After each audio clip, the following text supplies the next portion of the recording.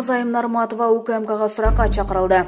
Азаттыктын ишенимдүү булактары Улуттук коопсуздук комитети Жогорку кеңештеги оппозициячыл Бүтүн Кыргызстан фракциясынын депутаты Оразайым Нарматованы 14 январда саат 16:00 суракка чакырганын билдиришти. Атайын кызмат буга байланыштуу азырынча комментарий бере элек.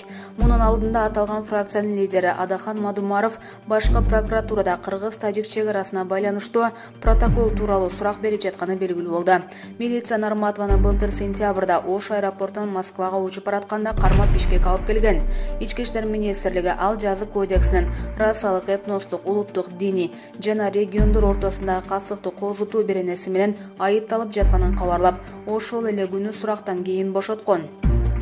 Активисттин Кыргызстанга бир тууган агасын жерге берүү үчүн келгенде кармалганын бир катар саясатчылар, депутаттар жана жарандык коом сындап чыккан. Нарматова президент Садыр Жапаров абакта жатканда анын активдүү колдоочусу болгон. Бирок Жапаров бийликке келгенден кийин саясатын кескин сындап жүргөн. Президент былтыр жыл жыйынтыгын чыгарган басма сөз жыйынында Нарматованын суракка алынышына каршы болгонун маалымдаган. Эч кандай кызга эрегишпейм, аны камабагыла деп ийимден сурандым. Бирок ар бир журналист болобу, блогер болобу сүйлөгөн сөзүнө жооп бериш керек деген Жапаров.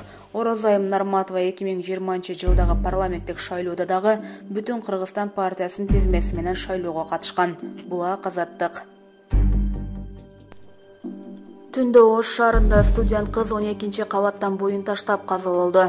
Кечээ 13 январга караган түнү Ош шаарындагы көп кабаттуу үйдөн 21 жаштагы кыз боюн таштап каза болду. Бул маалыматты Ош шаардык ички иштер башкармалыгынын маалымат катчысы Замир Сыдыков тастыктады.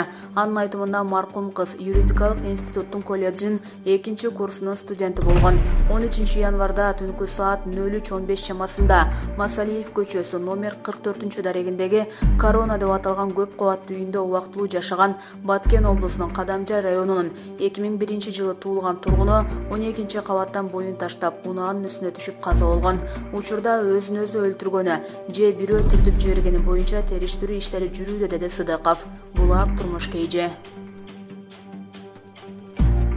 Казакстандан ЖККнун тынчтык орнотуучулары чыгып кетти. ЖККнун тынчтык орнотуучу аскерлери 14 январда Казакстандан чыгып кеткенин РИА Новости кабарлады. ЖККнун тынчтык орнотуучу күчтөрүнүн курамына кирген Армениянын аскерлеринин жеке курамы жана техникасы Казакстандагы социалдык мааниге ээ жайларын кайтаруу милдетин аткарып бүттү. Алар жүктөрүн Россиянын аскер космостук күчтөрүнүн авиациялык аскер транспорттук учактарына жүктөп, Алматы аба майданы аркылуу үйлөрүнө кетти деп айтылган. Ал эми ушул эле күнү Беларусь аскерлерин жүктөгөн 10 учак Минскиге сапар алган. ЖККнун тынчтык орнотуучу күчтөрүндөгү Беларустун аскерлери Казакстандагы жетиген аэродромдон кайтты деп билдирди агенттик. Маалыматта Тажикстандык аскерлерди да Душанбеге Россиянын учактары жеткирери жазылган. Ал эми кыргызстандык тынчтык орнотуучулар Бишкекке өзүнүн күчү менен кайта турганы кабарланды. Белгилей кетсек, ЖКК Коопсуздук кеңеши Казакстандын президенти Касым-Жомарт Токаевдин улуттук коопсуздукка жана өлкө суверенитетине кирген коркунучтарга байланыштуу кайрылуусунун негизинде тынчтык орнотуучу жамааттык күчтөрдү жөнөтүү чечимин кабыл алган. Кыргызстандын жогорку кеңеши аскерлерди жөнөтүүгө макулдугун берип, жарлыкка президент Садыр Жапаров кол койгон. Булак Спутник кейже. Садыр Жапаров Токаев менен телефон аркылуу сүйлөштү. Мамлекет башчысы Садыр Жапаров Казакстандын президенти Касым-Жомарт Токаев менен телефон аркылуу сүйлөштү. Бул тууралуу президенттин маалымат кызматы кабарлады. Билдирмеге караганда телефондук сүйлөшүү кечээ 13 январда болгон. Анда Токаев Жапаровго Казакстанда болуп өткөн кайгылуу окуяларда көрсөткөн колдоосу үчүн ыраазычылык билдирди. Ошондой эле ЖККнун тынчтык орнотуучу контингентинин өлкөдөн чыгарыла баштаганы тууралуу маалымат берди деп айтылат маалыматта.